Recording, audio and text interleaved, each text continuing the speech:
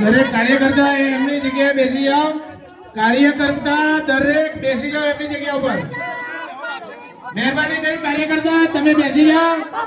જે પ્રશ્ન છે એ આપણા કિરીટભાઈ સોલંકી સાહેબ એમને બાજુમાં લઈ જાય એના પ્રશ્નનો સોલ્વ કરો.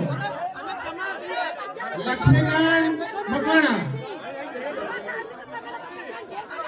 તમે બાજુમાં લઈ જઈ એના પ્રશ્નનો તમે નિકાલ લાવવાની કોશિશ કરો. દરેક કાર્યકર્તા મિત્રો એમની જગ્યા પર